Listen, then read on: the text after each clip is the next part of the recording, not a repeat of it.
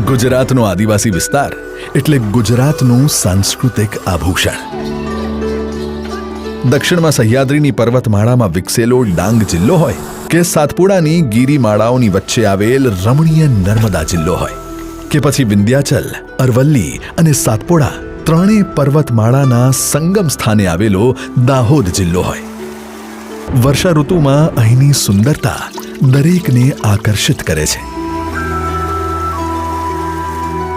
અહીં લીલીછમ ધરતીને મળવા આવતા આભમાંથી ઉતરેલા વાદળો અને વાદળોને ભેટતા ઉતુંગ પર્વતોનો અદ્ભુત નજારો ખરેખર મનભાવક છે.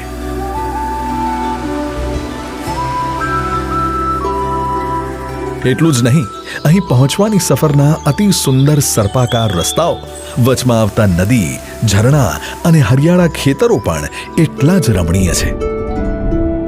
તો વળી ઝરમર વરસાદમાં ઘૂઘવતા ડાંગના ગીરા અને ગિરમાલ ધોધ, રાજપીપળા નજીક આવેલ બોરિદ્રા, નિનાઈ અને ઝરવાણી ધોધ તેમજ દાહોદનો જલધારા ધોધ તેની વાછટથી તન અને મન બંનેને તાજગીથી ભરી દે છે.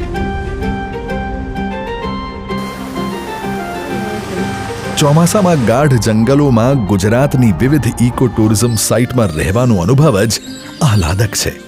સાથે જ ત્યાંનો પ્રાદેશિક ખોરાક જેમ કે ડાંગમાં નાગલીના રોટલા, દાહોદમાં દાળ પાનિયા અને ગરમાગરમ મકાઈ અને મગફળી મોસમની મજામાં અનેરો સ્વાદ રસ પૂરે છે. તો અહીંની સ્થાનિક કળા અને સંસ્કૃતિ સૌ કોઈના હૃદયને હર્ષથી ભીંજવી દે છે. આ વર્ષા ઋતુ ગુજરાત આવો અને પ્રકૃતિના અદ્ભુત રંગોને માણો.